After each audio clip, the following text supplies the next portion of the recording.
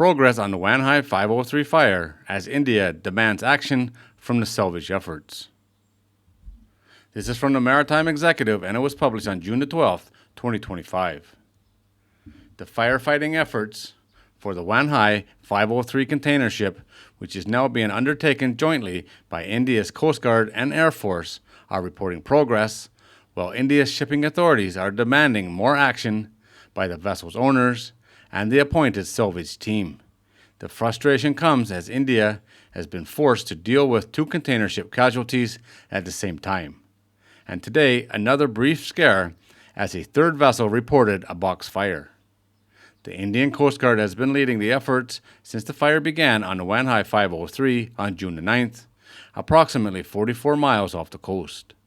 The fire rapidly engulfed much of the ship, with the Coast Guard sending firefighting vessels, and today was joined by the Air Force, which was dropping dry chemical powder into the core of the fire.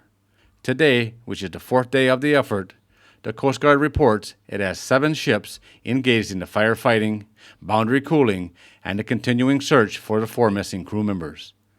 The fire has been substantially reduced, with the authorities saying it is approximately 40% suppressed. However, there is still heavy gray and black smoke, and the heat zones remain active, mostly around the forward cargo hold and below deck.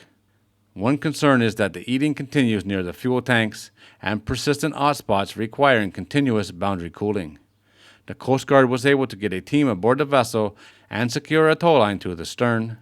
They were planning fresh attempts to establish a stable tow line that would be connected to the Offshore Warrior, a more powerful platform supply vessel brought in by the appointed salvage company T&T Salvage. The goal is to use a stronger tug to pull the vessel away from the shoreline. Currently, the vessel is about 38 to 40 nautical miles offshore and drifting southeast at a rate of 1.5 to 2 knots. The Directorate General of Shipping warns there is a serious risk of escalation if the fire is not stabilized. Further, they are concerned because the weather forecast calls for strong winds likely to reach 50 to 60 knots and heavy rains from June the 14th to the 16th. The Directorate General sent a letter to Wan Hai and T&T Salvage on June 11th, raising serious concerns about their efforts. Reports said the Offshore Warrior had to leave the scene because it did not have adequate amount of fuel on board. Also, the authorities highlighted the vessel has limited firefighting capabilities and lacked foam for firefighting. They are also calling the vessel unsuitable for efforts when addressing the rapidly evolving and critical situation. The authorities are calling for a stronger response by the companies, saying they would not hesitate to initiate criminal proceedings and put punitive measures.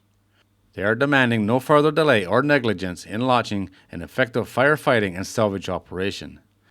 The Indian Coast Guard is reported to have requisitioned an additional 1,000 kilograms of dry chemical powder to be dropped, as well as an additional 10,000 liters of firefighting foam.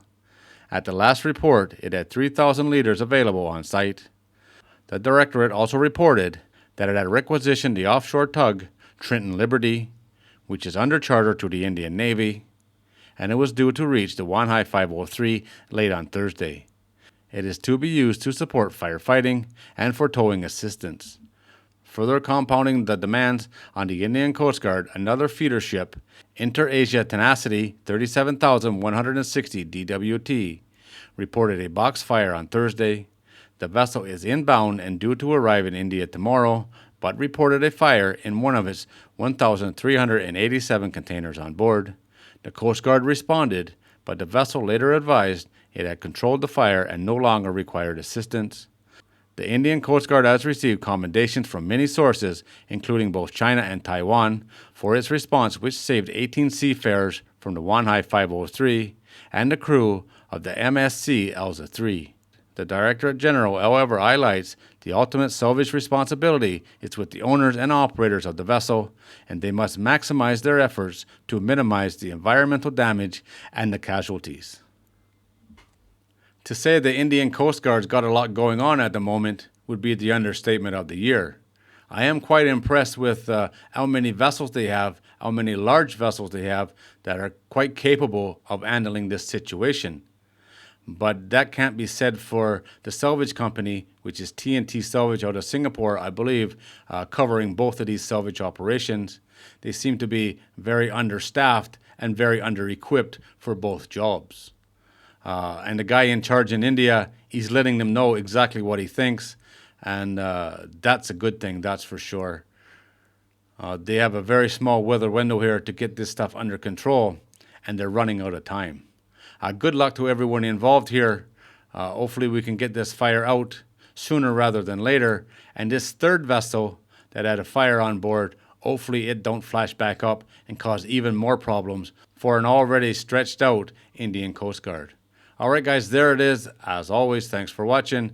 If you're new here and you like these kind of videos, don't forget to subscribe before you leave, and I'll see you on the next one.